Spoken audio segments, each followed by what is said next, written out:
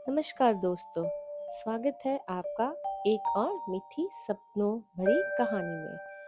अब आपकी आंखें धीरे धीरे बंद कर लीजिए, लंबी और गहरी सांस लीजिए और अपने मन को एकदम शांत कर लीजिए। रात का समय है, चांदनी फैली हुई है, चारों ओर शांति है और अब बस आपको धीरे धीरे इस कहानी के साथ सो जाना है। तो चलिए सुनते हैं आज की मीठी सी नींद भरी कहानी। भोगवती नाम की एक नगरी थी। उसमें राजा रूपसेन राज करते थे। उनके पास चिंतामणि नाम का एक तोता था। एक दिन राजा ने उससे पूछा, हमारा ब्याह किसके साथ होगा? तोता ने कहा, मगध देश के राजा की बेटी चंद्रावती के साथ आपका विवाह होगा। राजा ने ज्योतिषी को बुलाकर पूछा तो उसने भी यही कहा। उधर मगध देश की राजकन्या के पास एक मैना थी। उसका नाम था मदन मत्री। एक दिन राजकन्या ने उससे पूछा कि मेरा विवाह किसके साथ होगा, तो उसने कह दिया कि भोगवती नगर के राजा रूपसेन के साथ आपका विवाह होगा। इसके बाद दोनों को विवाह हो गया। रानी के साथ उसकी मैना भी आ गई। राजा रानी ने तोते मैना का भी ब्याह करा दिया और उन्हें एक पिंजरे में रख दिया। एक दिन की बात है कि तोता मैना में बहस हो गई।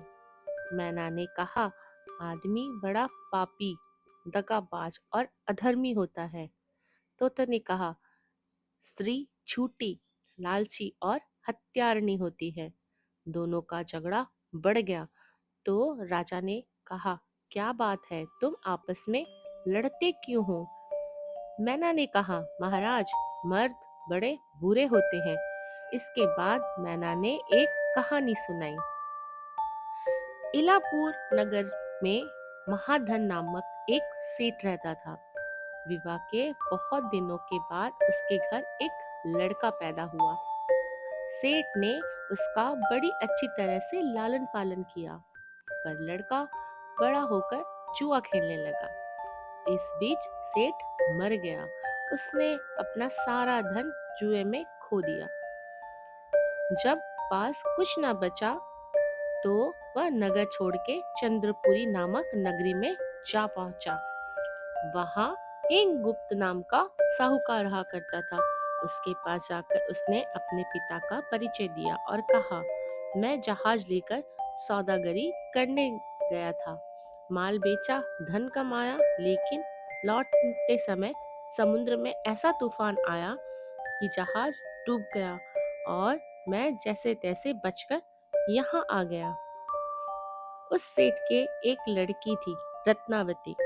सेठ को बड़ी खुशी हुई कि घर बैठे इतना अच्छा लड़का मिल गया। उसने उस लड़के को अपने घर में रख लिया और कुछ दिन बाद अपनी लड़की से उसका ब्याह करा दिया।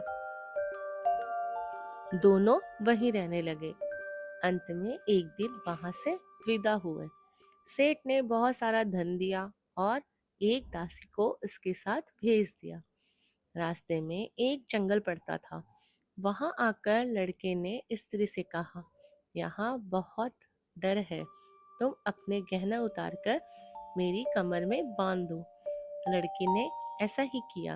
उसके बाद लड़के ने कहारों को धन देकर डोले को वापस करा दिया। दासी को मारकर कुएं में डाल दिया। फिर स्त्री को भी कुएं में पटक कर आगे बढ़ गया। स्त्री रोने लगी। एक मुसाफिर उधर से जा रहा था। जंगल में रोने की आवाज सुनकर वह वहां आया। उसे कुएं से निकालकर उसके घर पहुंचा दिया। स्त्री ने घर जाकर माँ बाप से कह दिया कि रास्तों में चोरों ने हमारे गहने छीन लिए और दासी को मारकर मुझे कुएं में ढकेलकर भाग गया। बाप ने उसे ढांढस बंधाया और कहा, तू चिंता मत कर, तेरा स्वामी जीवित होगा और किसी दिन वह आ जाएगा। उधर वह लड़का जेवर लेकर शहर पहुंचा तो उसे जुए की लत लग गई। वह सारे गहने जुए में हार गया। उसकी बुरी हालत हो गई तो वह यह बहाना बनाकर कि उसका लड़का हुआ है, फिर अपने ससुराल चला गया। वहां पहुंचते ही सबसे पहले उसकी स्त्री मिली। वह बड़ी खुश हुई। उसने पति से कहा, आप कोई चिंता ना करें, मैंने यहाँ आकर दूसरी बात ही कही है। जो कहा था वह उसने बता दिया। सेठ अपनी जमाई से मिलकर बड़े प्रसन्न हुए और उन्होंने उसे बड़ी अच्छी तरह से घर में रखा। कुछ दिन बाद एक रोज जब वह लड़की गहने पहनकर सो रही थी, उसने चुपचाप से छुरी से उसे मार डाला और गहने लेकर चंपत हो गया। मैना बोली, महाराज, यह सब मैंने अपनी आंखों से देखा है। ऐसा पापी होता है आदमी। राजा ने तोते से कहा, अब तुम बताओ कि स्त्री क्यों बुरी होती है। इस पर तोते ने यह कहानी सुनाई। कंचनपुर में सागर दत्त नाम के एक सेठ रहते थे। उसके श्री दत्त नाम का एक लड़का था। वहां से कुछ दूर पर एक और नगर था, श्री विजयपुरी। उसमें सोमदत्त नाम का एक सेठ रहता था।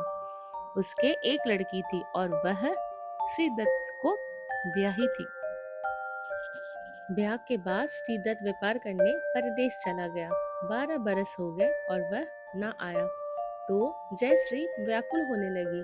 वह एक दिन अपनी अटारी पर खड़ी थी कि एक आदमी उसे दिखाई दिया। उसे देखते ही वह उस पर मोहित हो गई।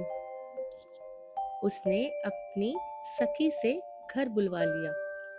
रात होते ही वह उस सखी के घर चली जाती और रात भर वहां रहकर दिन निकलने से पहले ही लौट आते। इस तरह बहुत दिन बीत गए। इस बीच एक दिन उसका पति परदेश से लौट आया। स्त्री बड़ी दुखी हुई। अब वह क्या करे। पति हारा थका था। जल्दी ही उसकी आंखें लग गई और स्त्री उठकर अपने दोस्त के पास चल दी। रास्ते में एक चोर खड़ा था। वह देखने लगा कि स्त्री कहाँ जाती है। धीरे धीरे वह अपनी सहेली के मकान पर पहुंची। चोर भी पीछे पीछे गया। संयोग से उस आदमी को सांप ने काट लिया था और वह मरा पड़ा था। स्त्री ने समझा वह सो रहा है। वहीं आंगन में पीपल का एक पेड़ था जिस पर एक विशाल पिशाच बैठकर यह लीला देख रहा था। उसने उस आदमी के शरीर में प्रवेश करके उस स्त्री की नाक काट ली और फिर उस आदमी की देह से निकलकर पेड़ पर जा बैठा। स्त्री रोती हुई अपनी सहेली के पास गई। सहेली ने कहा, तुम अपने पति के पास जाओ और वहां बैठकर रोने लगो। कोई पूछे तो कह देना कि पति ने नाक काट ली। उसने ऐसा ही किया। उसका रोना सुनकर लोग इकट्ठा हो गए। आदमी जाग उठा। सारा हाल मालूम हुआ तो वह बड़ा दुखी हुआ। लड़की के बाप ने कोतवाल को खबर दे दी। कोतवाल उन सबको राजा के पास ले गया। रानी की हालत देखकर राजा को बड़ा गुस्सा आया। उसने कहा, इस आदमी को सूली पर लटका दो। वह चोर वहां खड़ा था। जब उसने देखा कि एक बेकसूर आदमी को सूली पर लटकाया जा रहा है तो उसने राजा के सामने जाकर सब हाल सच सच बता दिया। बोला, अगर मेरी बात का विश्वास ना हो तो जाकर देख लीजिए, उस आदमी के मुंह में स्त्री की नाक है। राजा ने दिखवाया तो यह बात सच निकली। इतना कहकर तोता बोला, हे राजा, स्त्रियां ऐसी होती है। राजा ने उस स्त्री का सिर मुंडवाकर गधे पे बैठाकर नगर में घुमवाया और शहर से बाहर छुड़वा दिया। यह कहानी सुनकर बेताल बोला, राजा बताओ कि दोनों में ज्यादा पापी कौन है। राजा ने कहा, स्त्री। बेताल ने पूछा, कैसे। राजा ने कहा, मर्द कैसा ही दुष्ट हो, उसे धर्म का थोड़ा बहुत विचार रहता है, स्त्री को नहीं रहता, इसलिए वह अधिक पापिन है। राजा को इतना कहते ही बेताल फिर से पेड़ पर जा लटका।